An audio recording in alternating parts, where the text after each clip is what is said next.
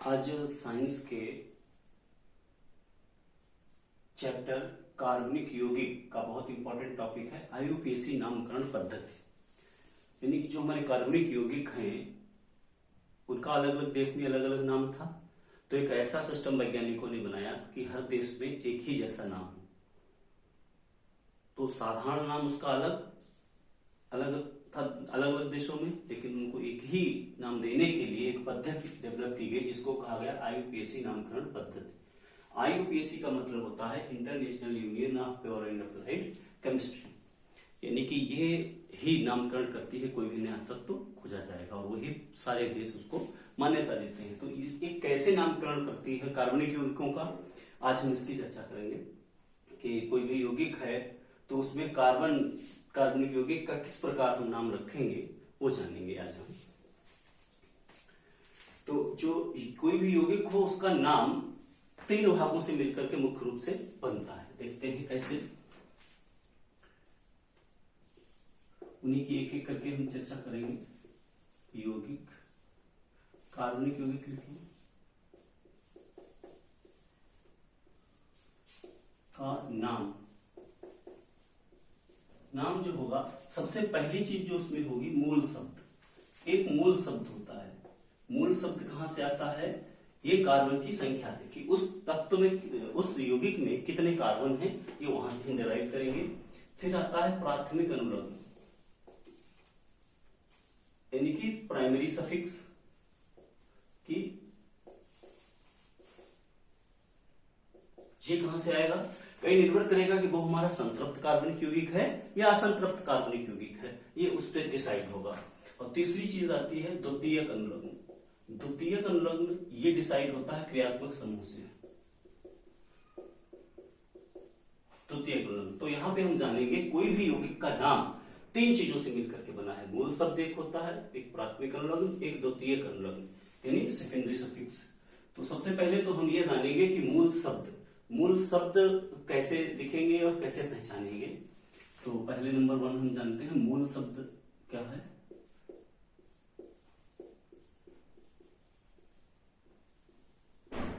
ये आता है कार्बन की संख्या।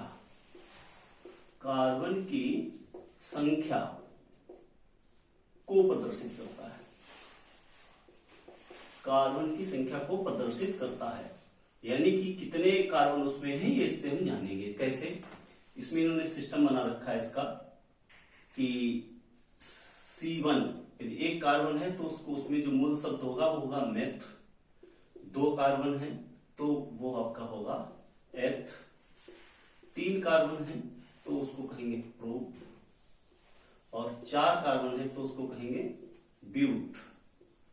और इसी प्रकार से यदि उसमें 5 कार्बन है तो उसको हम कहेंगे पेंट।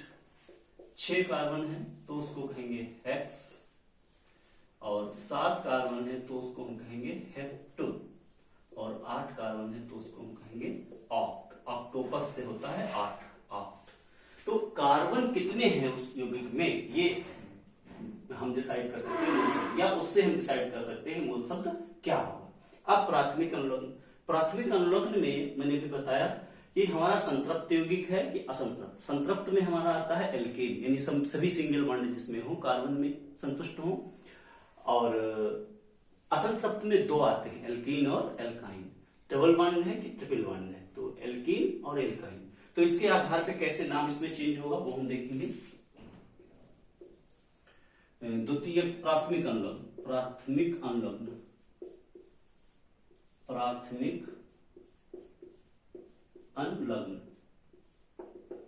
अनुलग्न को देखते हैं, पार्ट्स में कर देते हैं। पहला जो है संतृप्त, ये क्या है? ये संतृप्त, यानी कि इसको हम लिख सकते हैं एल्कीन। सजातीय श्रेणी है, और ये कैसे होते हैं? संतृप्त होते हैं। संतृप्त कार्बनिक यौगिक, यानी सारे कार्बन सिंगल बॉन्ड से संतुष्ट होते हैं। इसमें हम क्या करेंगे?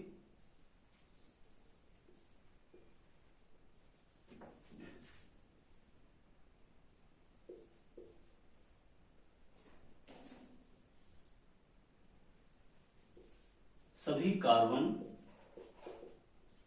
एकल बंध से संतुष्ट, एकल बंध से संतुष्ट हैं तो ये हमारा क्या होगा, एल्केन। जैसे एक कार्बन है तो क्या हो जाएगा, मीथेन। इसमें नाम किस तरीके से हो जाएगा, जैसे C1 है तो C1 को हम क्या एन जोड़ देंगे, एन, मीथेन।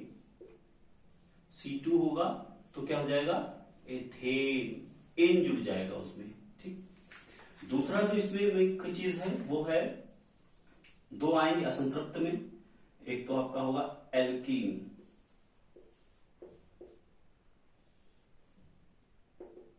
इसमें क्या होता है द्विबंध, यौगिक में नीचे ऐसे बना सकते हो, डबल बॉन्ड होगा, यौगिक में द्विबंध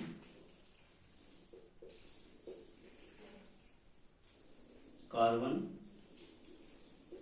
कार्बन के मध्य, मतलब कार्बन कार्बन के मध्य द्विबंध उपस्थित है तो एल्कीन हो जाएगा, यानी कि इन उसमें जुड़ जाएगा। जो यहाँ एन जुड़ रहा था, एन हट करके इन जुड़ जाएगा।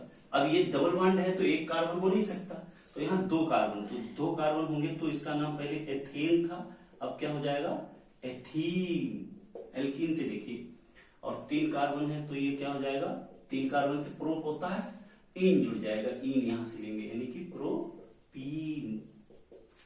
और दूसरा इसका जो पार्ट है, ये दोनों जो हमारे यौगिक हैं ये किस तरीके के होंगे, असंतृप्त, यानी इनमें डबल बॉन्ड या ट्रिपल बॉन्ड उपस्थित है, तो दूसरा ये हो जाएगा एल्काइन। एल्काइन मतलब इसमें ट्रिपल बॉन्ड, यानी कि कार्बन परमाणुओं के मध्य त्रियाबंध,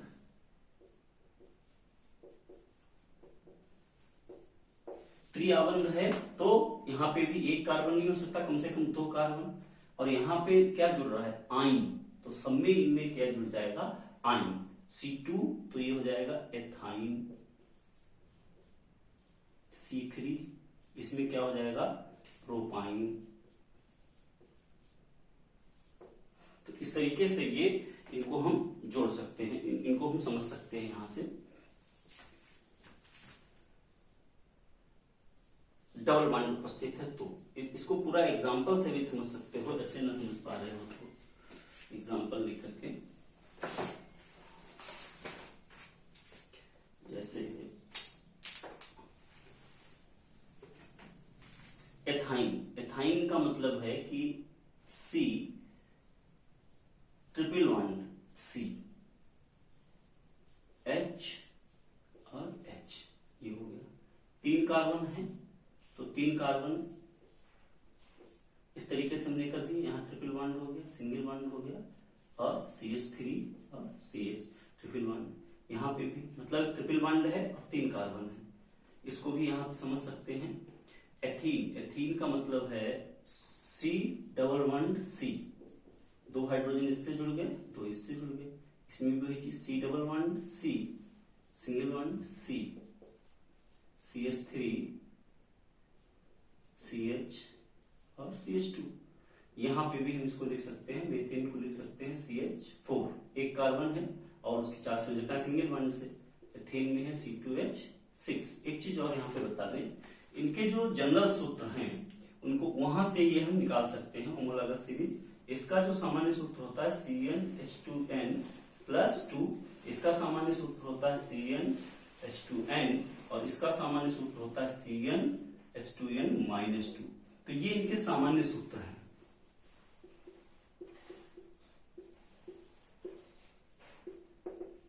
तो इस तरीके से हम प्राथमिक अनुलग्न ज्ञात कर सकते हैं। द्वितीयक अनुलग्न जो है वो क्रियात्मक समूह से आएगा, तो देखते हैं उसको कैसे हम नाम देंगे।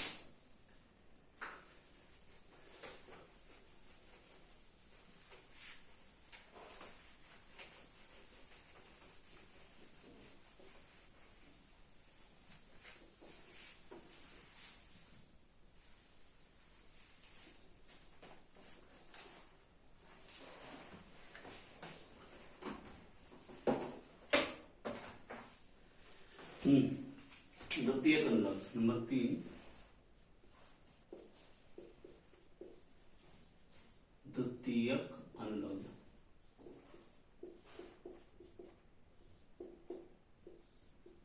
क्रियात्मक समूह, क्रियात्मक समूह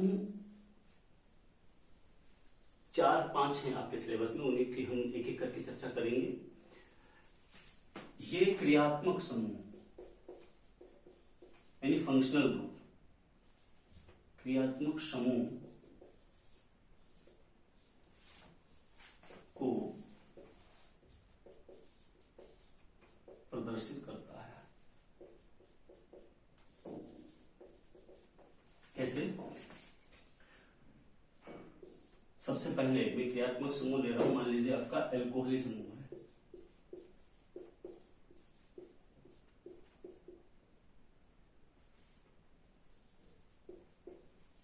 एल्कोहली समूह का जो सिंबल होता है सिंगल बॉन्ड OH, OH लगा होगा, इससे हम पहचान कर लेंगे यहाँ पे एल्कोहली समूह उपस्थित है। नाम कैसे इसका लिखेंगे?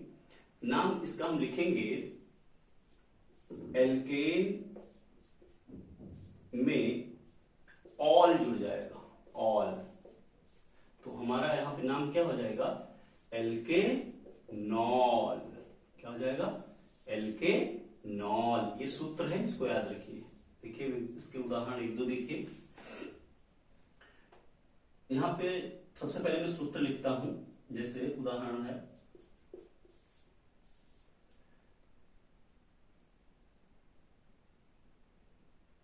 CH3OH, इसका नाम क्या है? ये है मेथिल अल्कोहल। क्या है?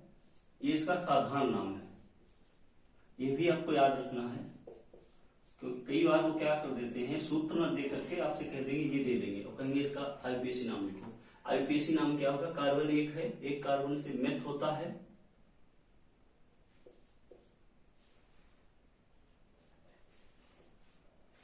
मेथ होता है, तो ये हो जाएगा मिथेन और ऑल जुड़ जाएगा, तो मिथेन प्लस ऑल, तो मिथेनॉल।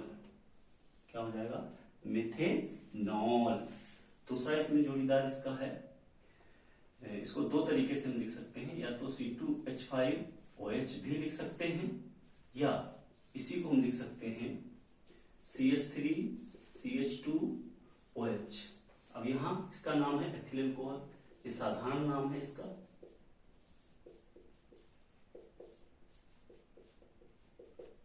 जब इसका IUPAC नाम लिखेंगे, यहां पे ये IUPAC नाम है,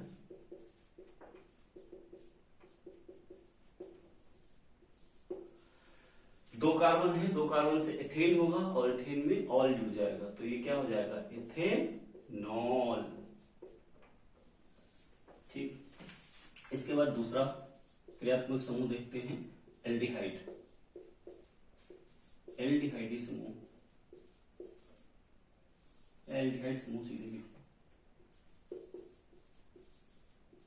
एल्डिहाइड समूह का जो सूत्र होता है वो होता है CHO, या इसको हम लिख सकते हैं single bond C, double bond O, single bond H। दोनों तरीके से, ये इंपॉर्टेंट है, ये भी और ये भी दोनों याद। इसको ओपन कर देंगे तो ये हो जाएगा, और वैसे ऐसे लिखते हैं। सूत्र इसका क्या बन जाएगा? इसमें हम एल्केन है हमारा दिया गया, इसमें हम जोड़ देते हैं अल, तो हमारा सूत्र क्या बन जाएगा? एल्केनल। ये सूत्र आपको याद रखना है एल्डिहाइड के लिए। एग्जाम्पल इसका देखते हैं। पहले एग्जाम्पल हमारा है HCHO। ये है आपका जनरल नाम इसका, ये साधारण नाम है फॉर्मेल्डिहाइड। फॉर्मेल्डिहाइड। और IUPAC नाम बात करेंगे, एक कार्बन है तो मिथेन होगा और उसमें जुड़ जाएगा अल, तो हमारा क्या हो जाएगा? मिथेनल। मिथेनल। नल और नॉल में अंतर रखना, नल है तो एल्डिहाइड है, नॉल है तो एल्कोहल है। दूसरा इसका CH3CHO, 2 कार्बन हो गए। इसमें ये जो समूह है क्रियात्मक समूह, इसका भी कार्बन काउंट किया जाएगा, 2 कार्बन होगा तो इसमें इसका नाम है एसेटेल्डिहाइड। टेल्डिहाइड। यहां पे जब हम नाम की बात करेंगे तो ये हो जाएगा एथेनल। तो इस तरीके से हम एल्डिहाइड की बात कर सकते हैं। आगे आता है इसके बाद कीटोन। कीटोन समूह। कीटोन का जो सूत्र होता है वो होता है CO single bond, CO single bond, ऐसे लिख सकते हैं, या फिर इसका दूसरा तरीका है C double bond O single bond, ऐसे करके भी हम लिख सकते हैं। ओपन कर देंगे तो इसका सूत्र क्या बन जाएगा, इसमें हम एल्केन प्लस ओन जोड़ देते हैं, ओन।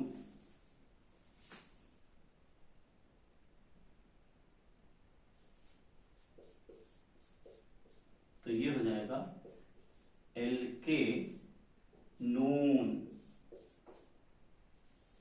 एल्के नोन हो जाएगा। इसका एग्जांपल है CH3 CO CH3, CH3 CO CH3, ये आपका है एसीटोन। और एसीटोन साधारण नाम है, IUPAC नाम इसका क्या हो जाएगा, 3 कार्बन है, 1 2 3, तो ये हो जाएगा प्रोपे। 3 से कार्बन से प्रोप होता है और प्रोपेन में ओन जुड़ जाएगा, प्रोपेनोन, प्रोपेनोन हो जाएगा। तो ये था 3 क्रियात्मक समूह। 2 और इसके बाद बचे हैं, उनको देख लेते हैं इसे।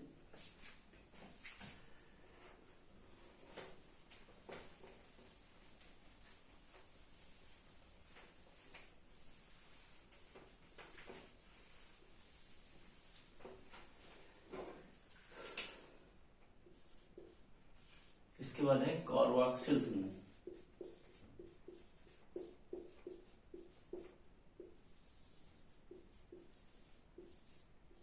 इसका जो सूत्र होता है COOH, या फिर इसको हम single one C double one O single one OH। सूत्र इसका कैसे बन जाएगा, इसका सूत्र बन जाएगा एल्केन प्लस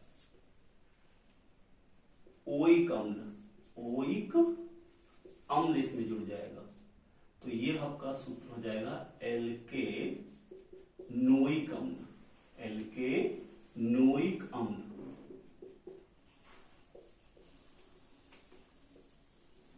देखिए इसका एग्जांपल है पहले इसमें CH3 COO, इससे पहले इसको देख लीजिए HCOOH, ये आपका है फॉर्मिक एसिड, सामान्य नाम इसका क्या है, फॉर्मिक एसिड। अब यहां पे जब हम बात करेंगे तो मेथेन है, मेथेन में कोई अम्ल जोड़ना है तो हो जाएगा मेथेनोइक अम्ल, मेथेनोइक अम्ल। और दूसरा है CH3COOH, ये हमारा है एसिटिक अम्ल, सिरका जिसको हम बोलते हैं, एसिटिक एसिड। 2 इसमें कार्बन हो गए तो ये हो जाएगा एथेनोइक अम्ल, एथेनोइक अम्ल। तो इस प्रकार हमने ये जाना जो है कैसे। एक और इसमें है हैलो समूह। हैलो में मतलब आ जाता है आपका Cl हो सकता है, Br हो सकता है, आयोडीन हो सकता है, या फ्लोरीन हो सकता है। तो इनको कैसे लिखते हैं, इनको हम पहले लिख देते हैं alkene plus halo, halo plus alkene लिखते हैं इसको, यानी कि ये सबसे पहले यूज हो जाता है हैलो प्लस एल्केन, यानी हैलो एल्केन। हैलो का मतलब जैसे क्लोरो, ब्रोमो, आयोडो,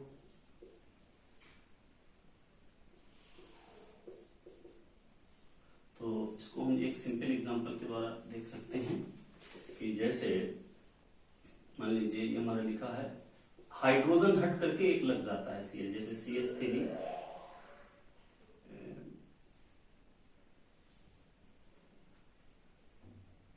CH3Cl, एक हाइड्रोजन हट करके Cl आ गया, तो इसको हम नाम जब लिखेंगे तो इसका नाम आ जाएगा, यानी एक कार्बन से मीथेन है और मीथेन में एक क्लोरीन हट करके ये आ गया, तो ये हो जाएगा क्लोरोमीथेन। क्या नाम इसका हो जाएगा? क्लोरोमीथेन। एक कार्बन से मीथेन हो गया और यहाँ पे क्लोरो, हेलो समूह, हेलो मतलब क्लोरो आ गया, इसको क्लोरो, इसको ब्रोमो, इसको आयोडो, इसको फ्लोरो कहेंगे। तो इस तरीके से हम देख सकते हैं क्लोरोमीथेन। या C2H5Cl हो गया, तो इसमें क्या हो जाएगा? Chloro ethane. तो इस प्रकार इसको हम कर सकते हैं।